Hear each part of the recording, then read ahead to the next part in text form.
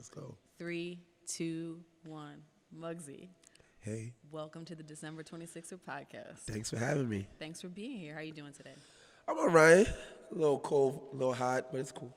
Yeah, so we always keep it real on this show. Of course, let's keep it real. And there are production challenges that happen. Life. And we are currently in the space that we normally use, but in a raw portion of the building with no heat. And it is December. So, We from New York, though. We gonna thug it out. right, like we're resilient, right? Yeah, We'll of make it course. happen. Always ready. So I'm gonna try not to shiver. But we got a little heat popping that we brought in. We all right. We So all we're right. gonna make it happen. Dumpster fire. So tell me, who is Mugzy? Mugzy is the result of following dreams. A creative, part-time superhero, designer, fashion designer, someone who desires the highest taste level. I like that. I like the part-time superhero too. Yeah, that's actually my favorite part, and I think that's the truest part, actually. So before we get into all of that, I have to know, Oh gosh. where did the name Mugzy come from? Okay, all right. So right now I'm sitting down, but I'm 6'2" right now. Growing up, I was actually very, very short. I was 4'11" in high school. Really? Yeah, so everybody's like, even my high school friends, they see me, they're like, you look like my friend Mugzy, but you kind of tall. And it's like, yo, it's me, bro. Like, stop it. So I actually was 4'11". No hopes of growing tall. I like to play basketball. And if you know basketball and Space Jam, Mugzy Bogues 5'3". He follows me on Twitter. He's cool. He's a cool guy. I told him he inspired me. He's like, oh, thanks, whatever. We spoke. So I went to my first year of high school. I had double period gym. And I never was too social. So people just see short kid 4'11". Yo, Mugzy, you want to play ball? And I'm like, what he calling Mugzy? Because I'm short. And then it just happened that those kids in that class stayed with me my first year, my second year, my third year, and the name followed through. You know what's so funny though? Because like when we first spoke and I saw your name, I was like, maybe it's a Mugzy Bogues connection. Then when I saw you in person, I was like, nah, it's not that. No, He's it's too no tall way. for that. Yeah, so I like nicknames that people don't give themselves. It's Yeah. like it has a story. You can know more about Mugzy than my real government name. Like it built up from high school. High school, I really built the character and person I am, personality, and then it just actually leaked that somebody from school called me Mugzy in the park by my house, and then it was like, bro, that's for school only. Don't do that. And then it just was Mugzy, and it just carried, and the branding for it just worked out. And I was like, you know what, I'm gonna own it. Let's be honest, that's your name. So when did the growth spurt happen?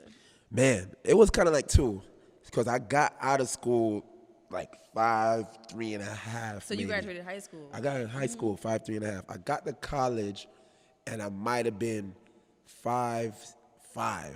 Graduated college still at like 5'9". What? And then after, I'm like, God is still. I'm mad because I wanted to play basketball so bad. I'm like, And you should have just you gave were me delayed. 6'2" from high school because we might have, it might have been the Knicks need the help. It could have been something beautiful. Like, but nah, it was a little later. So, I mean, I've always heard that men stop growing a lot later than women. but that was But ridiculous. that, like, how do you get out of college and you're still growing? I couldn't.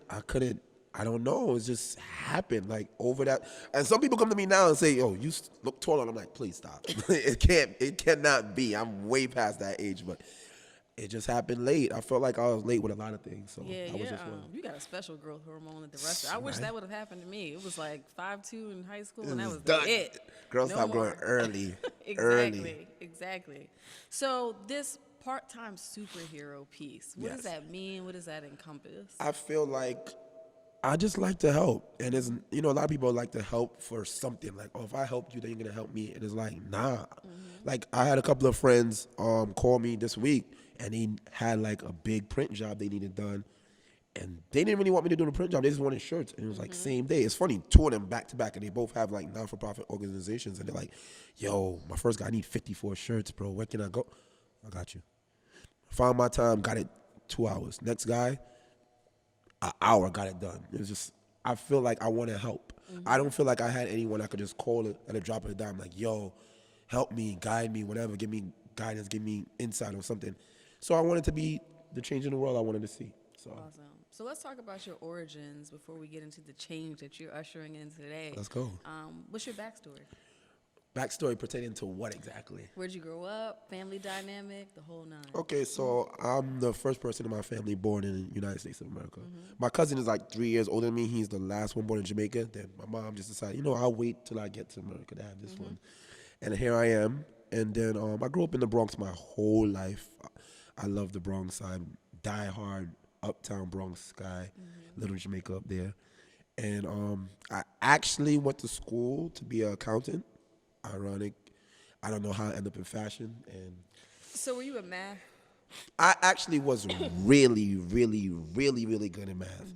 To the point, I don't know if anybody remembers the Sims test back in Yes. school. I remember I used to be smart but talk a lot in class. So they realized that it's because I was just smart. So my teacher used to try to test me. I finished that statewide test early, and he kind of mocked me like, no, there's no way you're finished. I'm like, I'm finished. He tried to check my test right there on the spot. He's like, you got one wrong. And I was like, oh, let me see it. Oh, this is why. I did something wrong. And it was 100. And then the next year, they tried to skip me. And my mom was like, Jamaican parents, no, him too little bit. They're not going to beat him. I'm like, Mom, no, they not. That time I was in deep with the studies. And I'm like, no, let me go to 4th grade right now. I'm out of here. But I probably would have been a nerd. So she was just like, no, stay in your grade. wasn't trying And to 3rd grade was rough. Thanks a lot. It was the roughest one. But I still thugged it out, And then, I don't know, just... So you a math whiz? I was a math whiz, but I guess I'd rather do numbers for my own business than somebody else's with the accounting. So with the accounting thing, did it interest you at some point seriously, or was it more about the safe route? Well, I feel like where I come from, like, my mom necessarily didn't have it all, and you want to help your mother, your parent, well, only my mother, not my father or anything. But I felt like I was smart, and a lot of other kids in my family weren't on that type of time where, they were want to be skipped and stuff, and I was like, yo, I could help. Oh, I could make money. Accountant has this. So it's basically financial security. And I'm like, I had like math teachers refer me to colleges from early and like, oh, you should be a stockbroker. You should be a financial advisor, blah, blah, blah. All this kind of stuff. And I'm like, okay, cool. Math is easy. It's just what was easy. But then after a while, I was just like, this is boring. I'd rather have more fun. And then it was just got annoying. I don't know. But Yeah. I was just naturally good at math. And I think too, when you add, I think it's not exclusive to Black culture, but it's prevalent in Black culture Yes. that need or that desire to help your elders. Immediately. Right? And then when you add the coming from an immigrant family piece to it as well, that's like a whole other dynamic. They say parents are the biggest dream killers, and I could completely understand it. It's like they want the best for you, so they try to keep you in a safe space, but that comfort and safe space could sometimes be the worst thing Right. ever. And it's like, okay, Mom, I'm not getting a job. I'm out of I did all of that. Mm-hmm. I'm out of college 2 years in and still no job. And I'm a B+ student. It's like, yo, that's probably when I realized, like, nah, Right. this is a little safe route. It's not as safe as they say. And I have a full 4-year bachelor's from St. John's University, and I can't, and they want me to get a regular job in Macy's or something. I'm like, no, I didn't do all of that to do something I didn't even have to go to school for. Right. Then when I finally get the one accounting job, they got me making folders. Bruh. Folders? Folders. I think a college degree is just the most expensive receipt you could own. Seriously. That's why I'm like, what? So you finished at St. John's, rolled through the account. I'm sure you figured out in school though that like this might not be for me. Yeah. Yeah. Now it's funny because I go to schools and speak. I actually went to FIT and spoke and told all the college kids, like, listen, you don't need this. I don't know if that was a bad thing, but I want to tell people, like, school adds education, but that's not the only education you get, and not everyone learns the same way. And I feel like school teaches you to be an employee, not a business owner or a boss or anything like that. And I hate it. It's just, I want to change that. That's one Yeah. thing I really, really, really want to change. So you came out and it took 2 years to find an accounting job. So what were you doing in that period? So I was just enjoying life. Like, I wasn't really stressing it. I'm like, oh, yeah, whatever. That summer I got out, I'm like, I'm going to just chill. Because, matter of fact, no, I'm lying. Because I actually went to go about my CPA. But I was living at the same time. So most people lock themselves in their room, study. I was going to the club.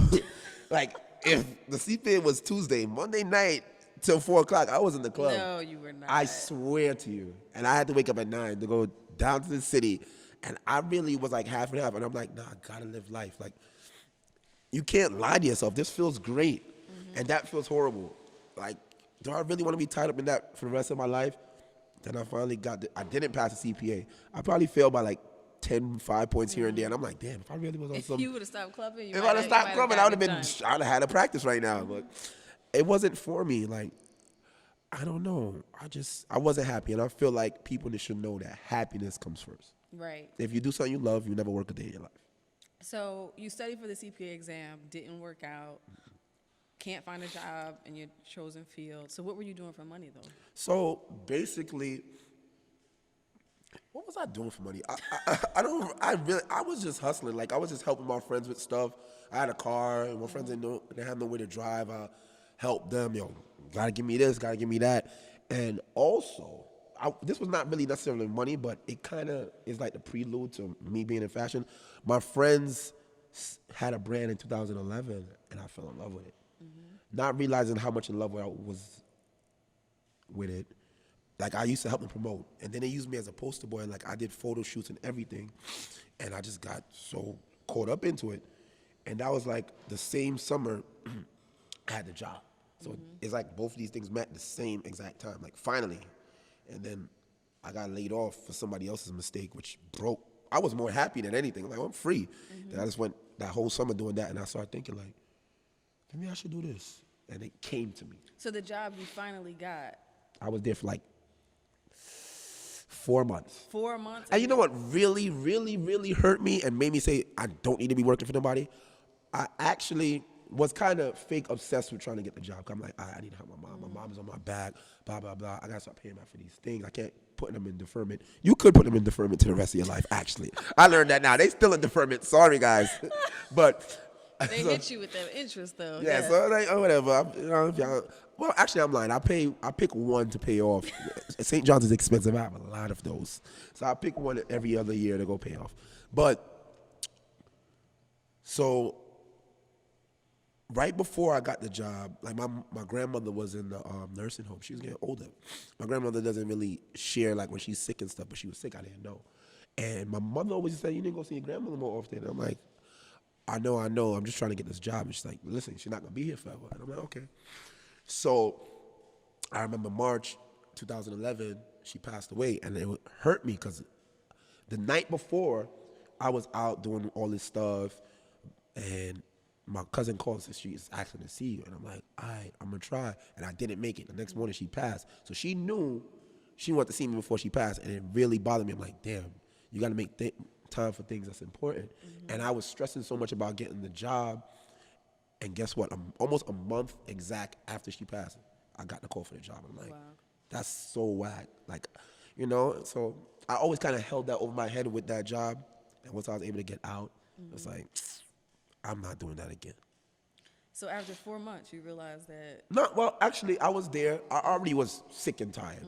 One, I never, like, now I realize I was that stuck into fashion. I always thought about a job, like, what can I wear to work? Can I wear sneakers? I hate shoes. Can I wear this? Can I wear my button and my polo button? Can I look like me still? Like, that suit stuff blows mine. I hate it. So I'm like, it used to be a big thing. And that job was cool because you could wear what you want. But then it's like, you got a 9 to 5. But they really have you from 7 to 7. Absolutely. I got to get up an hour, take an hour to get there. It take an hour to get home from work. Then if I want to go anywhere else, another hour. So it's like they kind of have me that much. But then, in the night before, you kind of need to go to bed in time so you have energy. So they got me the night too. So they got me. There's It's no, all consuming. Yeah. there's no real 2-3 hours, maybe the most, of prime time for you. It's like, I'm supposed to do this for how many years? For what kind of pension? Nah, it's not it. It's not it. So nah, I was like, and then I believe someone sent mail out without stamps, and they blamed it on me. I was the lowest common denominator, so. But here's the thing, like, somebody sent mail out without stamps, but you were a college grad. Yeah, so I did. They made me do multiple jobs, but Yeah. it's not like I was allocated to one thing. Yeah. So any day, anyone could have did that job. But obviously, if you've been there for 5 years and I'm just a temp, I was part of a temp agency, you know, in there, they're gonna be like, that guy. Right. It's his And she fault. called me in and said like, oh, this happened, and I'm like, oh, that wasn't me. And she's like, she just looked at me like, I don't care what you say, it was you. Right. So I'm like, all right. And she's like, oh, this is gonna be your last day. And I was like, and instead of being upset, I was like, oh, this is lit. So I go back to doing what I'm doing. Then she's like, oh, you can go home now. I still pay you for the whole day. I'm like, all right. That whole train ride home, I was like, I'm not coming back on this train for nothing ever again. And I did it. I had a car too, and it's like the cost of parking the car and lunch Right. is what it costs to be there. So how? Right. How? I'm breaking even though. So Okay. So you leave there and you're like, this is what's up. So I basically decided to enjoy, like got out of there August. I basically tried to just enjoy the rest of my summer, the little bit of summer I had left. And then probably winter, I started trying to apply. My mother wanted me to go into the military. She was in the military. A whole bunch of other stuff, like I was thinking, but it just wasn't. And then like the temp agency was real weird. They would want you to call in at the top of the week to say you're available. That's it, just call in. Right. I'm available till whenever they decided to find something for you. And it was whack. And I hate it because it's like staff accountant. You're trying to get entry level, but entry level requires experience. Yes. How am I gonna get the experience on like what do I do? And you know what you do? You work for free as an intern. That's what they do. It's The madness. game is rigged. It's rigged. So I know a lot of people who are talented designers, or want to break into the fashion industry, but there's one thing to have a desire, it's another thing to monetize it. Yes. So what did your journey look like to get from somebody who's like, accounting is not it for me, to this is what I want to do, to now I'm sustaining myself financially from it? Well, I feel like it wasn't necessarily clothes first. It was because it was graphic design. Okay. Now I remember I used to make money. Sorry. I used to throw parties. I used to throw events. I was always kind of a little popular, and I liked to go out, like during this, even when I had the CPA the next morning. I like to go out. So I was like, you know what? I always had the mentality like, okay, I don't want to pay to go out. All my friends is always in the club. They like to go where I go. Why don't I throw the party, make the money, and all my friends still come, and I'm not paying, I'm getting paid. So that became a thing. And it wasn't like, I wasn't really thinking too much business, but it became so much of a business that I was like, oh, I need this party so I can make my money. So I started doing that, doing hostings, getting paid. And then I remember a good friend of mine used to do my flyers, and she took really long to get it to me. And it triggered me to learn to do it myself, because I hate asking people. I'll help you every day and night, but asking and waiting, I hated it. I work on my own time, so I'm like, okay, I'm gonna get Photoshop. Got it for free from someone. Got it the book. Sat down and just tried to figure it out. First flyer wasn't all that, but it worked. I'm like, whatever. And from there, my friends wanted it, and then it just came to a word of mouth thing where I'll get paid for it. I never promote. I do graphics. It's just word of mouth to this day.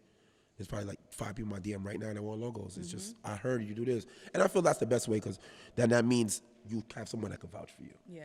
So that became, I just started playing with clothing in Photoshop, and it's like, oh, I could do this. Then I just went to a print shop and asked about it and researched online. And I actually DM'd a streetwear designer some people might know, Will Fry, and was asking him questions, and he actually answered everything. I never met him. I'd love to meet him one day. And he really I had a site that wasn't working for me, and he used the same site, and he was like featured on Complex and all these big medias. And I'm like, wow, we use the same thing. So I'm on the right track. And from then I was like, let me not ever question my skill or what I'm doing. And eventually, I got here 2013, I started the brand, and I'm not gonna lie, you gotta love it. I would give people that advice. You gotta love it, because out the gate is not easy. I maxed out a credit card for my first collection. For your first connection. My first collection, yeah. My collection. very first batch of t-shirts I made, I just had a one credit card my mother told me to get to fill credit. It had like maybe $1,000 on it. I maxed it out completely to do my collection. I sat on them shirts for a while. Then I started doing fashion shows here and there, building. I had one set of shirts to use over and over and over for every fashion show. Clean, put it back. Some of those are still in my closet right now. And I just built my name up, dressed people the right way, and eventually got to a point where it's like, okay, it's starting to sell. So what was your mom saying when you were like, I'm not going back to like a desk job? I know she was worried. She was extremely worried. She's sitting there, this boy's home now. He's been out of school for a while. He's not making no money. He's been getting these letters about the student loans. It's like, okay, now I just got a big kid in my house. What is he gonna do? And it's like, she can't see the vision, so she's thinking like the worst. Like, oh, go do this. Go do. I could get you a job here. Get you a job in the hospital. It's like, I knew you were gonna say the hospital. of course, Before you even said it. she works in the hospital, so she automatically like, I got you. And I'm like, listen, I sat her down one day. Listen, I'm going to pursue this clothing thing. Just trust me. Okay. 2 months later, oh, I'm gonna try and get you a job here, Mom. What did I tell you? No, but I could understand her fears, But now she comes to the store. She wants this for Christmas. She wears everything. All her patients and people know me and so it is, night and day. So take me back though, because like you maxed out that credit card. Yes. To create these shirts. What was your original like advertising strategy? It's funny. I really didn't. I tell people, you should focus on the product. Mm-hmm. So 2013, I go back. I'll never forget it. 2013, it was 2 waves that was going on. It was basic T-shirts that was $20 to $25. Just white T-shirt, simple logo. Black T-shirt, simple logo. Not too much colors in the design. Screen print. Some even heat transfer. Then the other was leather. If you remember Summer Jam 2013, everybody had on leather.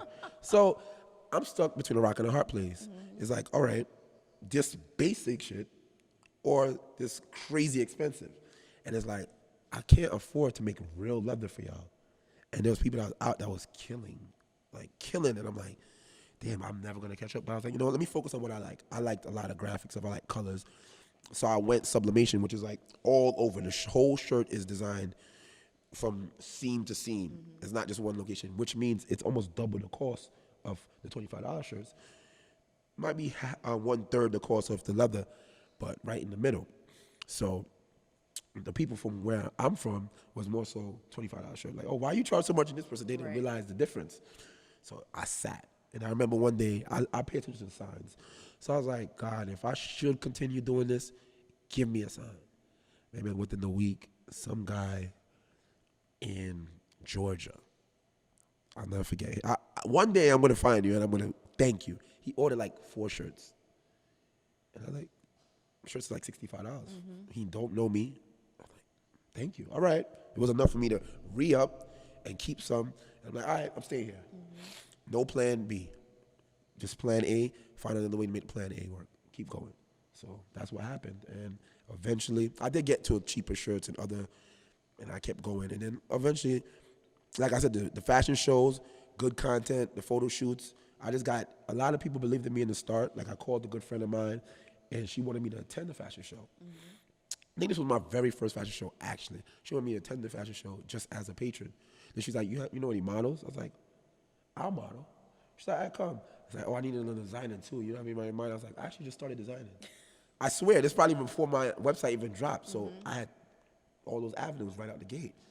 And I'm a fan of fashion to the point where I've done photography, I've done video, I've done the modeling, paid modeling too, photo shoots, directing, and the fashion shows. So I'm like, sure. So this was my internship. So I went in there, built up, a fan base with that. Maybe a couple of months later, another girl that I admired that made dresses in the Bronx invited me to the show as well. I took the same pieces, followed through.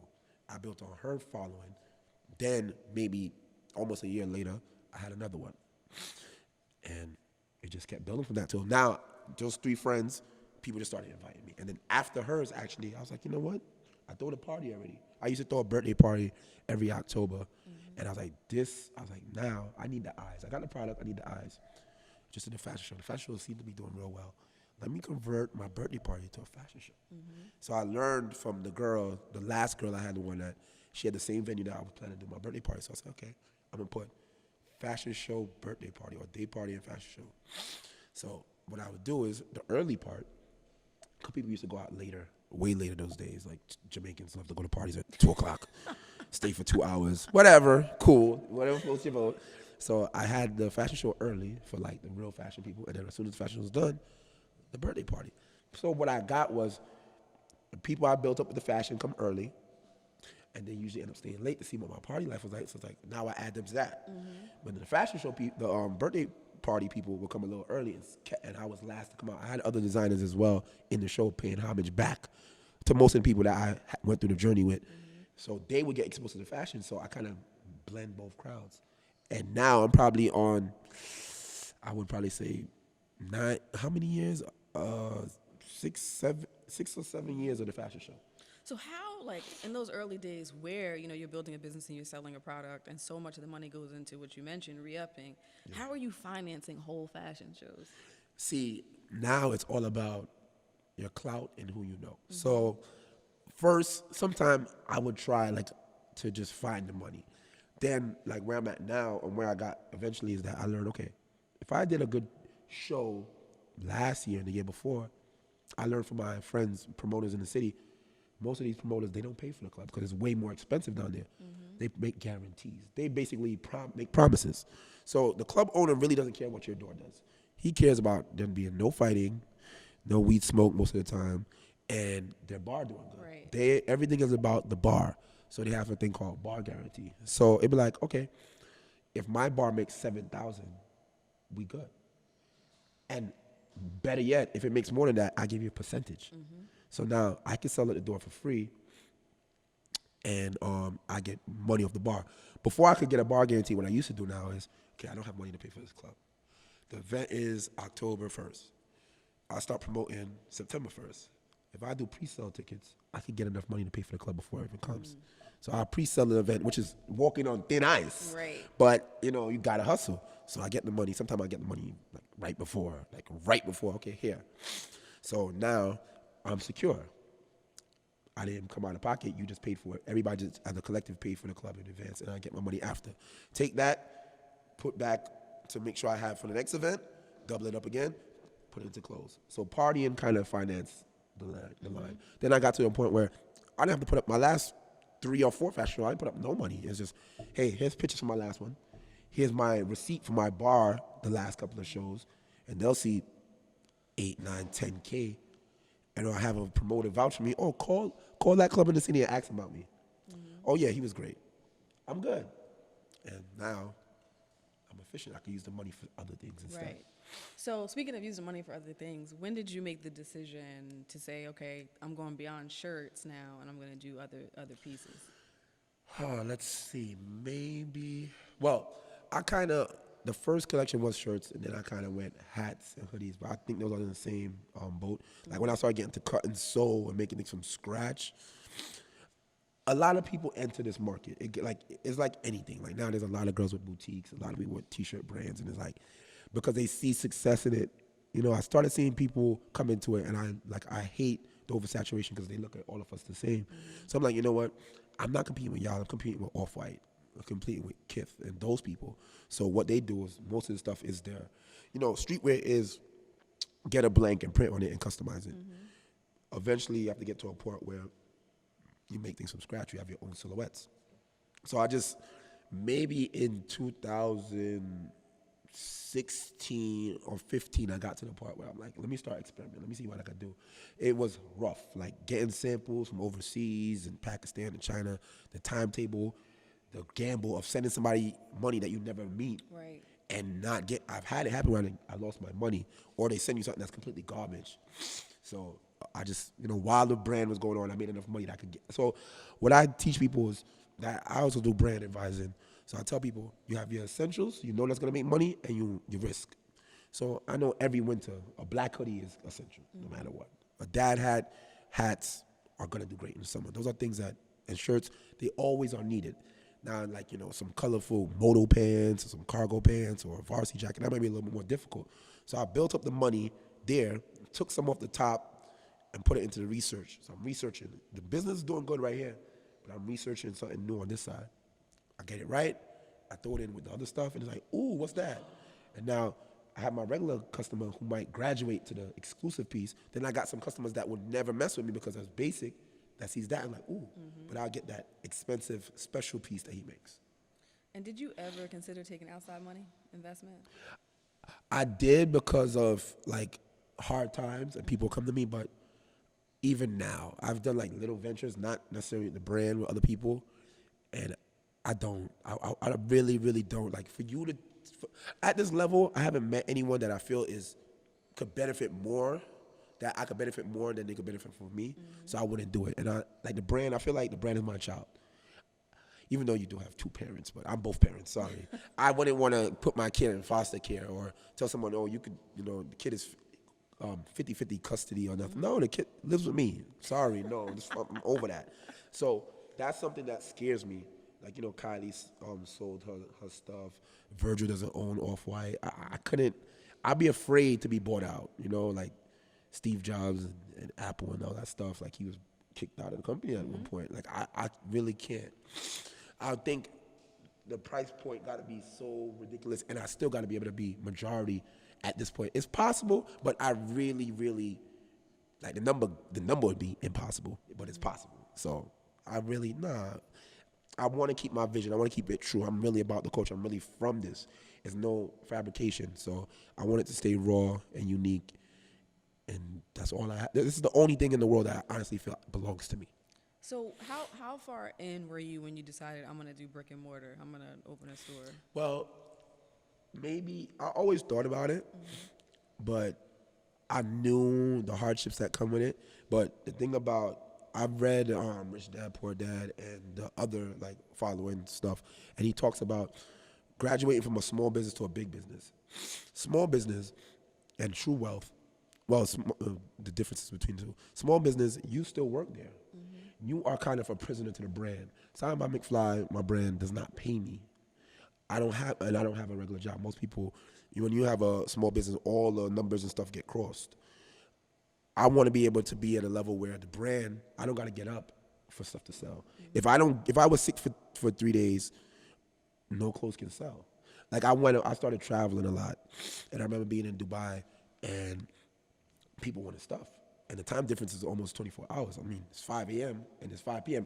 Yo, bro, I need something to go out tonight. And I'm like, yeah, check my Instagram. I'm not anywhere near, bro. So it's like, I miss the opportunity of making that sale is lost. So I'm like, I need something that can make sure that I have, true wealth is what I can make without getting out of my bed. So I need that to graduate. So I'm like, I feel like even with black businesses and brands and stuff, they look at us as, always mom and pop and little. Right. So I want to reach the level where, no, we're serious. You could come in and actually come into my business, and I have legit. I actually don't like brick and mortar. I really don't. But now I feel like, if I don't like it, let me change it. Like, we don't like the president, we need a new president. If I don't like the way brick and mortar is ran now, how about I go into it and change the perception of it? And that's what I'm trying to do now. So you had been designing at that point how many years? When I opened the store this year, actually. Okay. So I had the brand for 6 years, but designing low-key, I might have been designing from all the way 2005. Okay. Not realizing it, but I was. Like, me and my mans used to go to like this local sports store that does custom jackets and stuff. All those Jordans come out, everybody's gonna buy this. Yo, let's make our own. It's funny, he has a brand as well too. It's so funny to think about. Like, we just did that for us, and we both have brands now. So, like, I have talked to business owners who've gone brick and mortar, and when I start hearing those lease terms, like, I know you're not in the city, but like in Manhattan proper, 10-year leases, 20-year leases, stuff like that. What were the original terms, and were you shook, for lack of a better word? Well, Yeah. it's funny. What happened with me even coming to the store, again, the signs. So I was thinking about it. I'm like, yo, there's got to be. Matter of fact, I had just came back from Mexico, and I was like, yo, I missed so much money. And I had been in other stores, but I feel like other stores is either they don't treat you how you want to be treated, like your brand. They don't give it the same love and care. Like, you leave your kid at daycare. The nanny or whoever can't take care of your kid like how you take care of your kid. It's just, you can leave the notes like, oh, my kid drinks apple juice at room temperature. No, now the kid's sick, whatever. Anyway, so I used to have it in stores. One store didn't mind it the same way I would take care of it. I sat there in the store one time and see somebody come in, and they had all the independent brands downstairs, and they didn't really like advertise to it. It's like, I won't blame the guy who's running it, but the salespeople, because they didn't care as much. Like, they're just doing their job. It's like, all right, cool, but I need the engagement there, because people won't understand. If you show them Nike, they're gonna go Nike automatic. Right. And then the other store, it kind of was the same thing. It had like a room where more so independent, And sometimes the workers, they wouldn't know anything about the independent designers, and it's like they get left out. So my store is only independent designers. So it's like, if you're gonna notice something, it's always something, something from us. I don't think if I do ever introduce any other brands, it'll be minimal. Like, but I want to keep it as independent as I can, no matter what. So, and then with the leasing thing, well, actually getting the store, I was thinking about looking at spots close by me, and I looked at it. I'm like, yo, I always try to go back and put myself in consumers' shoes. I don't really shop in the Bronx unless it's Fordham Road. But even Fordham Road has a stigma of like, it's kind of ghetto or whatever. Like, you don't really look there for taste level stuff anymore. Sammy's is gone, so there's not really that much. You might get some sneakers or something. So I was like, what can I do that will be cost effective and a good taste level? The city is ridiculous. I'm not doing it. That's where I get an investor for. Like, if I could get a city store right here in Soho, let's go. Call me up. I'm ready. So what actually happened, this is why I say treat everyone good. I feel people are your most valuable asset. Absolutely. So I had a customer, I didn't even really know him like that, big dude, whatever. He said, order like regular $20 headbands. I always treated him nice. Not the biggest sale, but everything matters to me. I always try to remember my first years of when every sale mattered and meant the world. So I kept it like that. One day he hit me like, yo, bro, they doing a pop-up shop in Galleria White Plains. Let me know if you're interested. And I'm wondering why he's advertising it to me, because he doesn't work there. So I'm like, whatever. I see the cost of the table. I'm like, I don't know if I want to do that. Then he turns around and says, I could get you 2 tables for free. Like, what? Yeah, just email them. Turns out his girl was part of the Galleria Mall, and she was doing the thing, and I went there, treated me nice, it was cool. And I didn't do too crazy at the pop-up shop or nothing, but I started thinking like, why did I get this thing for free? How did people know me already? So I asked his girlfriend, like, if I wanted a store or wanted to do an event here, who do I speak to? She's like, me, I'm the specialty lease manager. So now, ironic enough, even go back even further, she was at my last fashion show with him. But we only had a short conversation, and I was real nice to her then too. So she knows me, and my stigma with her is a good guy. So I came to her. Eventually, I went looking for a place outside the Bronx. I remembered I had her number on my phone. Like, oh, snap. I actually have a connection. Now, I'm not the type of person that likes to do like that gaudy promotion. Like, maybe a Payless does that kind of repeated, Kmart, repeated slamming promotion. Louis and Gucci are real subtle. Right. I like to be subtle, like to be calm, make the product speak. So I feel like if I had a store in the Bronx, I'd have to promote it that's there a lot. Now, if I have a store in the mall, it's automatic foot traffic. The mall's going to do promotion. So I said, let me see if I be in the mall. I went to Bay Plaza Mall first. Numbers was ridiculous. But now I'm like, okay, wait a minute. I have somebody in the other mall. Let me call her. I'm like, what if my budget is this? Sure, we work with anything. Come in. My lease term, she's like, yo, if you want to stop in 3 months, if you want to stop in 6 months, year. Really? In a mall? In a mall. And I'm like, wow. And my leeway was super. Then I know most malls, you have to be open the hours they're open. I'm like, do I have to be open all those hours? What hours do you want to be open? I gave it to her. She's like, done. I'm like, okay. They love me. So I knew the GM. They gave me my own personal banner for free in the mall. The 2 girls that I work with directly, they always there for me, helping me with stuff. I knew the security, one of the heads of security. It's just so much right. So it was like family, like the social currency, knowing people. It worked out. So it was a good situation that really couldn't be beat. So I was like, you know what? This is my chance to dibble and dabble in it if I'm ever going to do it. So, I could build off of it that way. Okay, let me just say I have never, ever since I was working in the mall at age 16, heard of a retailer in the mall not having to abide by the mall hours. Yeah, I'm first. blessed. So Yes. I know that the biggest overhead is employees. So if I had to increase, it's like 4 or 5 hours extra every day. That's 30, almost 30-something hours a week added in. That's money. They're saving me money. So it just got to the point where they're like, and then they even allowed me to be open. Like the first month, I think was free. I got in March and was able to build out for 2 months. Even though things were moving slow, they just allowed me to do what I was doing. It was just dope. I got to pick the exact spot I wanted and everything. So they were really, really nice to me. So And did you hire people? I did hire people. It's funny because I feel like throughout life, anyone I meet, I'm in an interview with. So it's like all the people that work there are friends, like friends that I kind of know from somewhere. And it's like I didn't have to go look or interview anybody. It's like I know your values beforehand.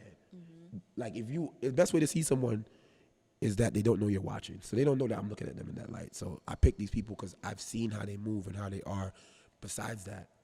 And they just end up being the right fit. They know they know the brands, they have the diligency to like look over stuff, and they know what my vision is. So I'm thinking about this, and you having a store in the mall and having employees and all of that, and the expenses that we associate with that kind of operation. The merchandising, the inventory, right? The logistics, The rent. The rent. Even people clocking in and out. Like, how did you go into this and say, you know what, I got it, or was it like I'm gonna walk by faith and see how this works? Well, I feel like you psych yourself out. I was confident. I was scared shitless, I'm not gonna lie. But I'm like, you know what? It wouldn't point me in this direction for no reason, so I'm gonna just take it. I'm gonna just go with it. I'm gonna just try. So I shot for the moon, and like, you know, I got the backbone of it. Everything else, I'll figure it out. I probably had 65% of it laid out. Like, even one day I walked in the store and I'm like, how are we gonna make this look? And I'm like, and everybody's looking at me because I'm the creative one, and I'm just like, and I just had to figure it out on the fly. And I ended up, I was gonna hire some of my friends to do the construction, and me and my guy, we just kind of did it by hand. And we're like, some younger guys help, just did it, all of it, just figured it out, and the result was great. Yeah. So, yeah. So when you think about independent, or if you want to call it streetwear, these kinds of brands, trends can be cyclical. And, you know, I think about the things that were hot when I was in high school, brands you don't even hear about anymore, right? And that happens over and over, right? Anichi was the first one I thought of that. Then I had a Miyoshi shirt that Probably I had loved. a Fat Farm jacket. I never got into the Fat Farm thing. Wow. Never did. I actually met the creator of that jacket. That's crazy. And even down to the Mecca shirts. So, Yes, yeah. Mecca, all of that was like, you know, we in high school, people were rocking M gears. Like, that Yes. was it. Like, things that you don't even. She said the M gears. I went to, I look at like, I'm digressing a bit, but I look at these high school girls now and how they dress. First of all, you can't tell whether they're like grown women or not. But I remember like. Stay away from high school. When I was in high school, we were into like, it was the Aaliyah era too, Yes. so everything wasn't tight. Like, Yeah, you it's might more have had little, tomboyish. you might have had a Guess baby tee, but then you had big jeans, Yep. or you might have had overalls with the tee underneath and the mini backpack, Still and baggy, your yeah. Timbs or your M gears. Yeah. But a lot of those things have come and gone. Yeah. How do you remain fresh, relevant, and in demand with an independent, you know, clothing line? So I try to play the middle, or you kind of play both sides, because you can, like, with a good, like, I have a pretty big catalog. So one, I try, like, you pay attention to the outside, but you don't pay too much outside. Like, I'll look out the window, but I won't go outside and play. So I will know, like, all right, what's in now? Like, the little diamond studs on shirts is coming in right now. I might drop one style in it, but I won't go crazy. Reflective is something that a lot of people have been coming into right now again. Like, it all recycles. So you don't overplay too much heavy on one thing, so you get played out.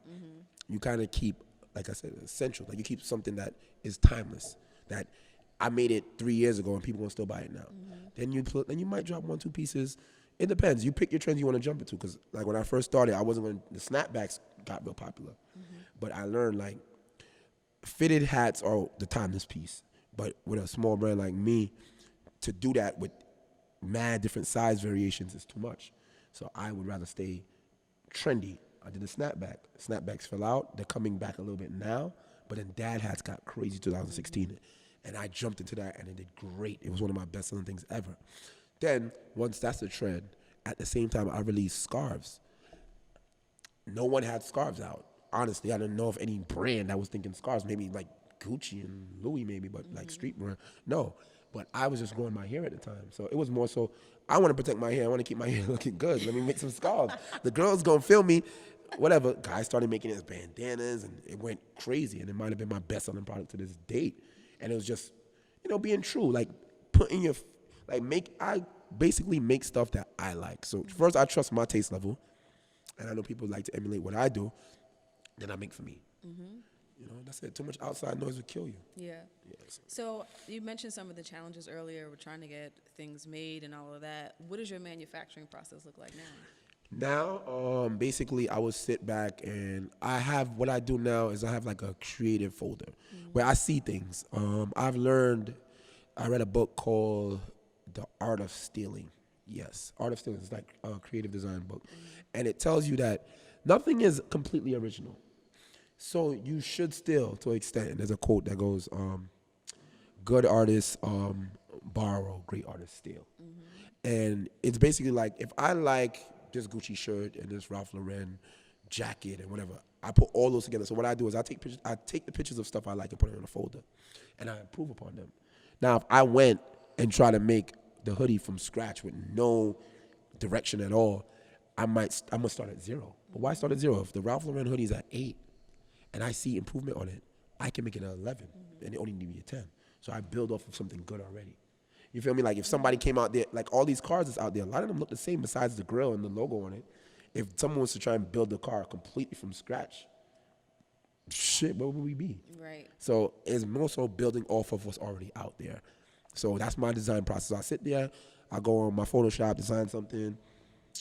I do also, some things I still make in the States. I'll quote what the price is. So like essentials and hoodies and stuff, sometimes if it's a little eccentric or crazy, I know that it's gonna cost too much to do here. Yeah. I'll go get a quote there, and then I have basics here.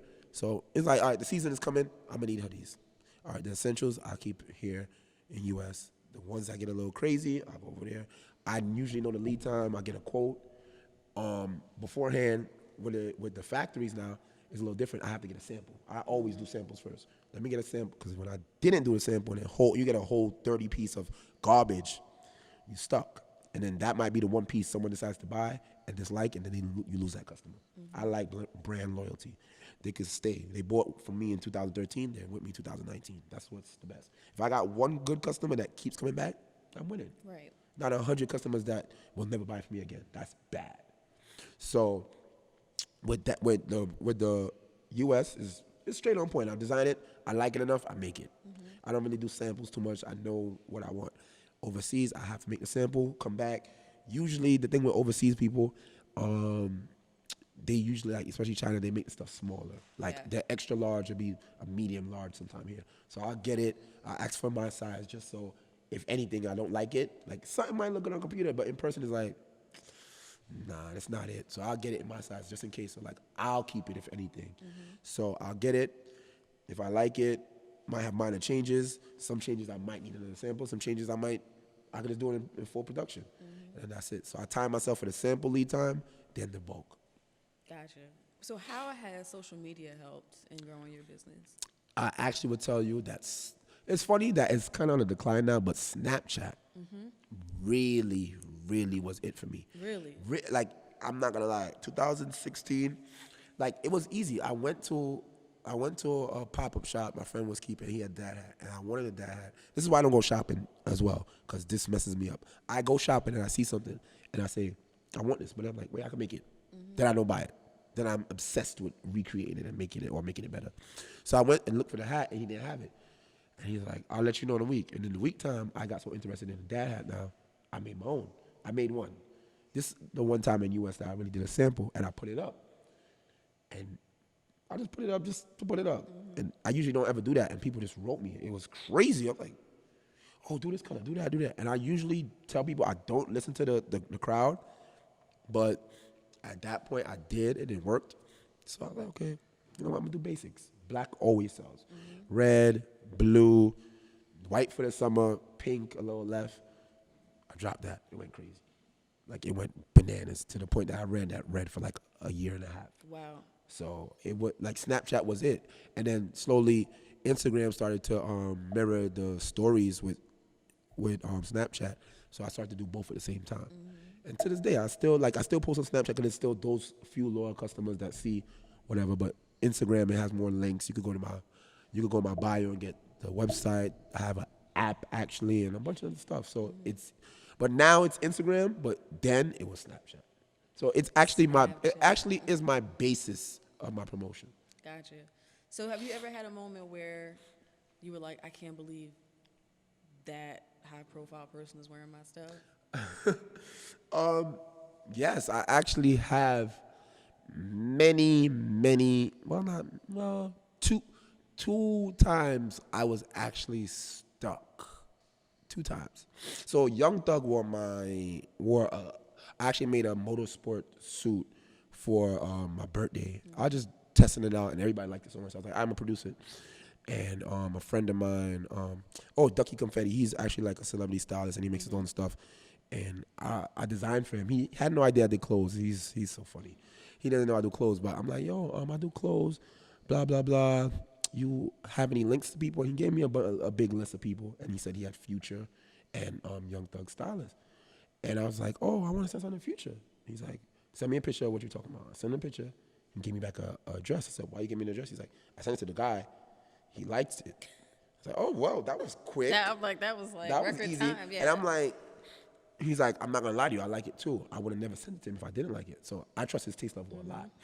So I sent it to the guy and whatever, blah, blah, blah. And then at the same time, Ducky was like not around, so I didn't want to hound him. So I just hit the guy directly in the DM, like, yo, I sent something for Future, blah, blah, blah, blah. He was like, yo, I'm actually supposed to be shooting with Thug, and he picked it up, and he liked it, and he tried it on. And I'm like, what? And he's like, yeah, with celebs most of the time, if they like something and they try it on, they have a better chance of wearing it. So do you want me to just keep it for Future, or you want it for Thug? I was like, leave it with Thug then. And then I was just kind of hounding his Instagram, and I seen him have a fitting with him, and I see my pants in the background. I was like, oh, this is lit. And they must have went to like Art Basel, whatever. It passed. And Art Basel was in December. And this was last year? Yeah, last year. And then New Year's Eve, he puts up a video, and he has my fruit on. And he's like promoting where he's going to be for New Year's Eve night. And I'm mad because the event got canceled, so I didn't get extra media. And I never seen him wear it again. I only got the one video. But to just know that Young Thug, who's one of the fashion icons of our time, chose my suit to be his suit for New Year's Eve meant a lot to me. Right, absolutely. And then on the other flip end, Bernice Burgos wore a bodysuit of mine. I met her at some club. My friend had booked her, and I showed her this stuff, and I told her I really appreciate her, and I make stuff like this for people like her. And I didn't have no money to give her, and usually she gets paid a nice check to give people stuff. And I was just honest. 2 months later, I'm playing basketball and check my phone, and my phone is going crazy. My friend said, yo, you the GOAT. And I'm like, why? I scroll up, I see a picture of her wearing my stuff, and I was really stuck. And then to continue, she posted maybe 3 more pictures wearing my stuff. She posted a video, and it was like, wow. And then all caught up in the days, I was like, wait, I didn't even say thank you. So I wrote her and said thank you, and we had a full conversation, and she's like, I like your stuff. And she has her own brand, and she wanted help, and she gave me her number. And I was actually at her house last night helping her. Wow. So, like, we have a whole relationship, like, that's my friend. So, it's pretty dope. So, that's a great segue to actually the next question I was going to ask. You know, we see a lot of folks who are diversifying, right, who start in TV or on Instagram as an influencer or reality shows or whatever, and then they start to get into other things and start clothing lines. Yes. And I'm a firm believer that a lot of us find an entrance one way, and then our other talents come out, right, yes. once you get access. But then I also know there's a ton of people who are just seeing another way to get money. Yes. And they're not passionate about it. They don't even have the talent. They're just leveraging whatever cred they have and following to get money. How do you feel about that when, like, Instagram influencers or video chicks or those kind of people start I absolutely hate it. Hate it. Because it's wrong. Because, like, I even look back at, like, the days of FUBU and stuff, and they used to talk, and it's like, at a time, every artist had a brand. Rockefeller was doing it. Diddy and Sean John actually won awards. Like, they were legit. And then after that, everybody started doing it. Snoop Dogg had a clothing line. Eminem had a clothing line. He cares zero about fashion. Right. It was just another check. Because those golden years, you could sell anything to us. It was CDs, clothes, whatever. I mean, look what G-Unit had, guys in these little brassiere tops and all this craziness. Like, it was crazy. Like, it was horrible. It was crazy. Yeah. I mean, even Jay-Z was selling us replica Gucci's and everything. Like, selling us Reeboks that didn't look good. But, you know, to a point, 50 used to sell us the movie, the video game, the clothes, the sneakers, and the album. People forget how much influence, 50 had. And it's like, we didn't care, and this is why I want to, like, get people to build the quality up. Like, yo, you actually got to care. Because once you ward it out for the people that actually care, you're killing their market. Yeah. Fubu and them would be fine. Like he said, there was a point where he used to be, a store would order his full collection, but they had to make space for the rappers stuff because the higher ups can't see the difference between you and the rapper. They just know y'all both got hype, but this person actually does this for a living. This person just making money. So like the influencers, people forget about people in real life. Some influencers aren't the same in person. I seen an article about a girl having 1 million followers and couldn't sell out 24 shirts. It doesn't always translate. Some people follow just to look at a girl. Some people follow just to hear a person laugh. Not every Instagram comedian, just because they're funny, can sell you clothes. They're not fashionable. You have to be fashionable to an extent. And even with Bernice, people wouldn't know she really does care. It's just she has a lot of yes men and people around her. And I actually try to strike, like I tell her, no, this is not good. This is good. You should do this. Like when she does like sleepwear and stuff now, I'm like, listen, you go to the gym, you go out. I don't mind you wearing my stuff. That's great. You know, you have your thing with Fashion Nova, but you should be making some of this stuff. When you go to the gym, you actually go to the gym and care about your body every morning. Make workout gear.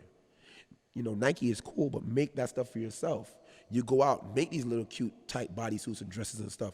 Market yourself. You are the best figurehead for that stuff. And I'm like, you're not stepping on my toes. We're both. If you win, I win. Right. And she's like, wow, I never thought about that. And I'm like, I'll never look at you sideways for you wanting to make bodysuits, even if it's from the same person I get mine from. So she does care. Some people I met do care. Like I helped Mano design something. He seems to care right now. But there's a couple of people that don't. What I feel people with followings and names should do is partner. Instead, like I'd love for Tiana Taylor to be like a brand ambassador or somebody or a friend of the company where, hey, let's do this together. Let's shoot a lookbook. Whatever you want in that lookbook, we go half on. Or you put up some money and we flip the money and like give back that way. We all complain about these high Gucci and all these people being racist and doing all this crazy stuff, but a couple months later the boycott is over. Yeah. We already built them up so high. And then like we Jamaican, and I be in a party with Jamaicans, saying all these bad things about gay people, but you're wearing Versace. You know who Versace was? Right. Like it don't even correlate. Like your values don't add up. You care so much about your homies, but you're in the club, wearing Gucci and Louis and these people. You're drinking Rose and Henny. That's all from one fashion house, one company. All controls your whole look and what you consume in a club.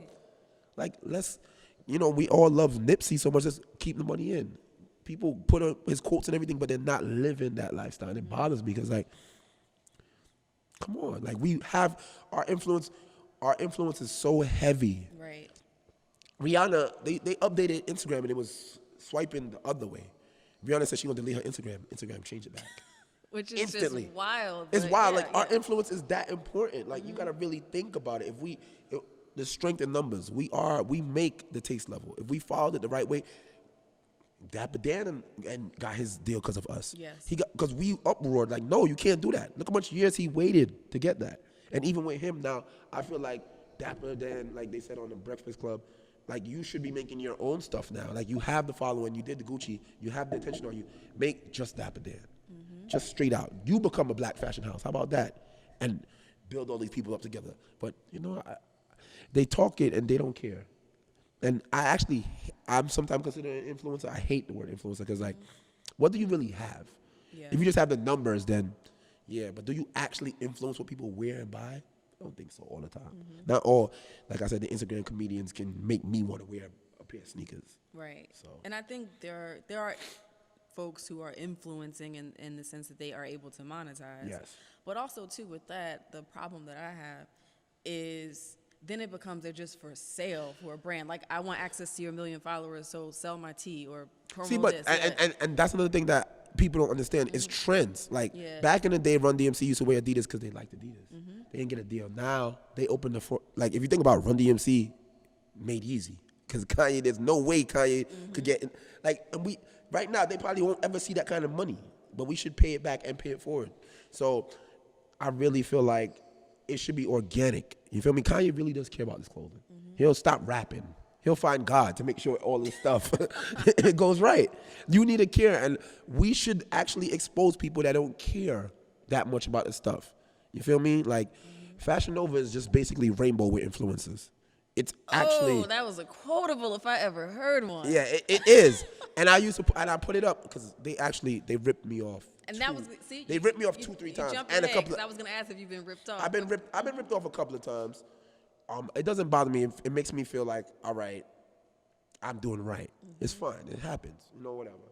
So, I've been inspired by people, but not to the extent that they've done, where I seen flat out, yo, that's. And then I think one of my designs, they named it "Don't Block Me" or something like that. Like they were literally on my Instagram page or something. I'm like, what? I was mad. I was really mad. So I was like, whatever.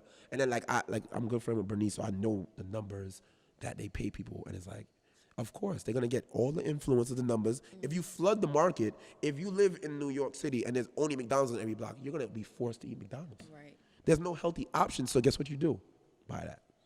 So now I feel like we sell our influence too short. You get the money, now that's temporary, but in the future, what does that mean? That means all our people are influenced and following that. And something you have no equity in. At all. And I look at it now, like I see Christmas is coming, and a lot of kids, they want the Apple AirPods.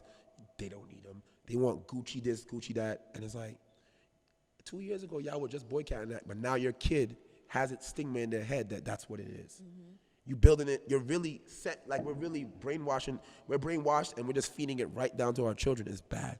I want to be able to tell my kid, like, listen, you make quality, that's what it is. You build up a story, that's what it is. I want to make it generational. I want to make you think like, all right, it's not just what the TV and what these people. I see some people that get these little deals, like the influencers and rappers that aren't sneakerheads. Right. I look at some of them and I'm like, maybe Wale, Fab, and a couple of people, Tiana Taylor, you could see who's really about it. And some of these people, they don't give zero. Oh, come to the Foot Locker event, you're going to get paid this. All right, come, rock the crowd, I'm wearing the sneakers. Oh, check out and leave. They come from the middle of Alabama. They don't know. They rather have open-toed sandals or be barefoot. They don't care nothing about sneakers. They got money now. Did you have to say barefoot? I'm sorry. I mean, I'm from Jamaica. When it rains, you gotta take them shoes off. You can't mess up your Sunday shoes. You understand? So I hate it. It's like being, I do like that Jay-Z and Beyonce are like slowly, like they're going the vegan route. He did 444 where he talk about like family stuff and everything like that. I like it. And it's rough because even when you go that length, they get backlash for it. Right. And it's like they're only trying to, because music is very influential, and people don't realize like that actually is, you listen to something every day, like a mantra, it sticks in your head. Regardless of what racist stuff some of these brands do, people rap it, Pop Smoke dropped the song, Dior, Dior, Dior. That's all he's selling all these brands to the kids. I dance to it in the club too. I like it, but it's just, it embeds something inside your mind. You feel me? We could pay it forward to our people. Why not? Right. We have the influence. If you have the influence, I think you have a responsibility. And do you think things will evolve in a way where we are more loyal on a more mainstream level, to our own brands? I feel like it's possible, but I feel like it has to start at the top. Like, us at the bottom, I know a couple of people that are trying, but like even when I get placements now, and it's like a lot of the placements aren't for me. It's for my clientele, like my customers. They get excited. I mess with Bernice. That Bernice is for me, so but it also helps if I really want something to sell and she wears it, it's over. I actually got a recent placement with Lance Stevenson. He's a basketball player. He used to be on the Lakers, played with LeBron. Now he plays overseas. I just like him because he's from New York, and I like him. But that placement was for my homies. Like, they like that a lot. It didn't really mean that much to me, but it was like, he's cool. I like him. We from the same place. He could understand. He'll go and wear my stuff like a New York person. Yeah. So it's rough. But I appreciate him because he was here before he went to China in the week, and he wore like 4 or 5 of my outfits back to back. And I really appreciate that. And I like that kind of stuff. Like, I'd love to establish a relationship with him. It was like, yo, listen, bro, this is what I'm doing. If you want money, and we could make a number, but let's make it fair. Let's make it be, yo, I get these kind of sales, I'll pay you. The big brands do it. Let's build the same relationship. Absolutely. So tell me about a time when you had to be extraordinary on an ordinary day. Besides every day? I was about to say, I mean, you're in retail, so I know it's an everyday thing. Well, okay, so 2017, I was doing my birthday / fashion show. I had a friend of mine who does the party there, I hate the middleman stuff. That's why I learned to talk to the owner myself. So I had a friend of a friend. There's 3 of us that were in a group chat, and he secured the location for me. So okay, told him it's Sunday, whatever. The day before the event, he turns around. He's like, I'm trying to get the stage delivered because I set up the stage the day before, and he's like, yo, they're like, yo, they double booked you. Like, double booked me? What happened? Yeah, they have a breast cancer fashion show event the same day. It starts a little earlier than yours. Mind you, regardless of it starting earlier, I have to be in the building to set up. Of course. And I need my hair and makeup because girls take forever. They look like Beyonce. You better look like Beyonce or Halle Berry, one of the two. So they take a little while.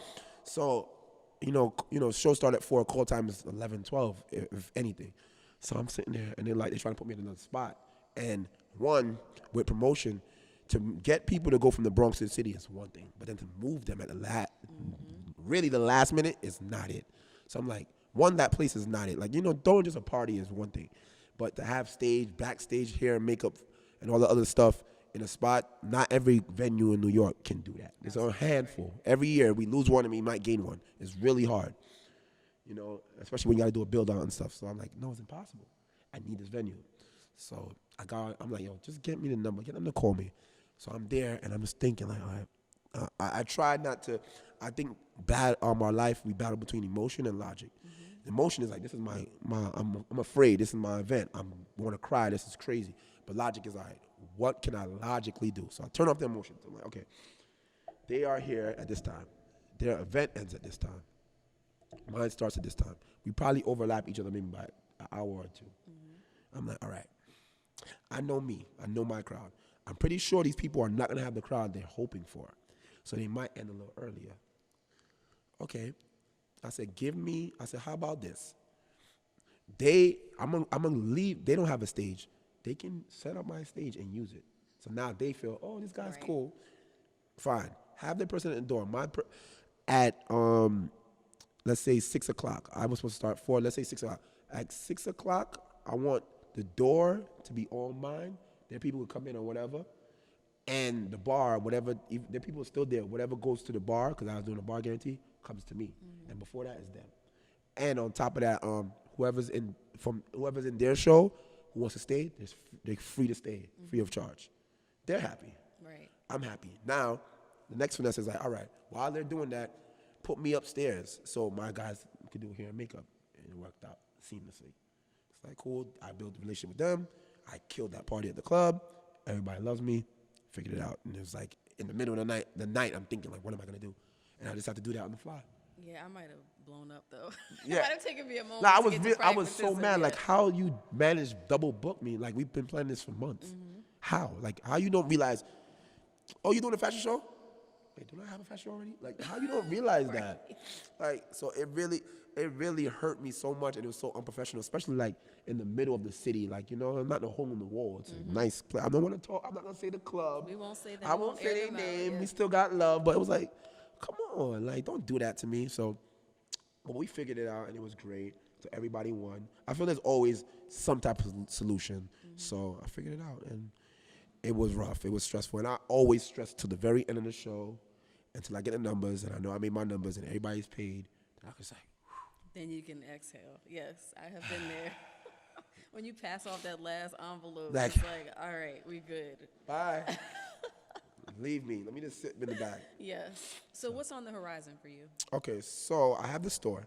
I want to eventually, maybe not in the next year or 2, I want to make this. I want to have multiple locations in the store. Mm-hmm. That might take a little longer than I thought because this first year was rough. Still is rough. I'm figuring it out. It's really like school. Like, I'm learning things on the fly, which is priceless. Also with the store, I want to turn the store into a show. So my store is Clout CTRL. The show will be called Out of Control, which literally means it's out of control, and it's out of control. I want to I'll have a staff of like a couple of my friends that will be working there. I'm a designer and I'm a public speaker, and I go to events. I do pop-ups. I've been on the news. I like to showcase that. A couple of friends of mine are rappers. One is an actor. Another girl, she's starting her brand. And I feel like us all together, it'd be a beautiful thing. I'm gonna try and shoot a pilot maybe next month. I actually have connections with people that are are in the industry that could get me MTV, VH1. They are, they actually produce for Love and Hip Hop and Black Ink and those kind of things. So we'll see how that goes. If not, I'm still gonna do it by myself, just because I want to and bring attention to the store. Next, on top of that, because I really don't want the store to just be like brick and mortar, just brick and mortar. That's boring. Right. So bring the show that brings attention to the people around me and the store. Then I want to do I'm supposed to start a concert series called Uptown Bound, where I want to have like little concerts in the store. But the difference between the concert, I want it to be free, and I just want people to come to the store, enjoy their time. And the artists, I want to build relationship with artists where like you're an artist, and I want to teach people how about making money as an artist, independent artist. Releases, events, merch. I have an automatic machine that prints in the store in the back. So let's say I have 4 artists, I'd have like one printout of your shirt, and we have all the shirts in the back. And it's like, okay, you want that design by this artist in this size? We print it right there on the spot for you. Maybe even customize to how you want it. This is the price. We collect, and at the end of the night, we tally up. That artist gets paid. It don't cost you anything. Right. It brings promotion to my store. We both get paid. Win-win. And I feel like giving that platform and taking on that burden can help everybody, because an artist sitting there and they're worrying about other things and photo shoots and stuff is like, now to go make a full-size run, 25, 30 pieces of a shirt, it's a lot. Absolutely. And it might not sell. Now, if you just have it for sale and it takes 2 minutes to be made, you're good to go. Why not? And I also have a sidebar of that where I want to do like ciphers where inside the store it will celebrate the store, and each artist will have a different brand from the store on in the cipher, because I have 16 independent brands. Nice. So it's like in the cipher, it'll come up. I have my producer. He's also advertising him, my video man, the artist, what he's wearing, next artist, what he's wearing, next artist, what he's wearing. Nice. And I release those.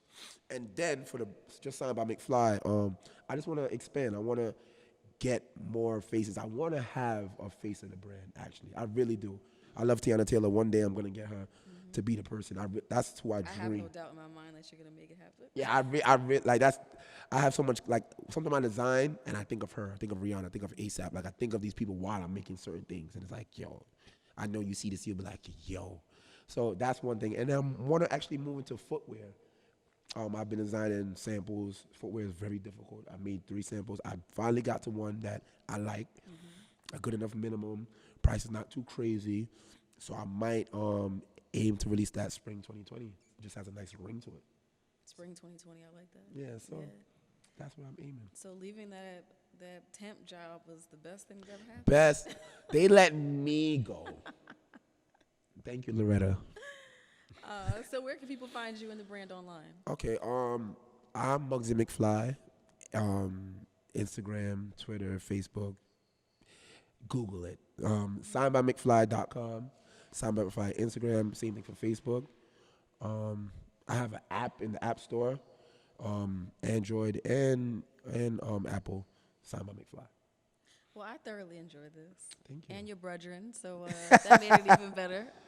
Of course, why not? So listen, we are all about supporting our own here. First of all, I wish we had like an air horn I could use right now, because I just feel like it'd be great. But we are all about wearing our own, supporting our own, doing what we can to really further this movement of being sustainable and self-sufficient and not necessarily needing the dollars from somebody else to make it happen. So to our listeners, check out Mugzy's brand, everything that he's doing. Follow him. You know what we're going to ask next. Like, share, subscribe to this podcast. And as always, remember to be extraordinary on an ordinary day. Take care.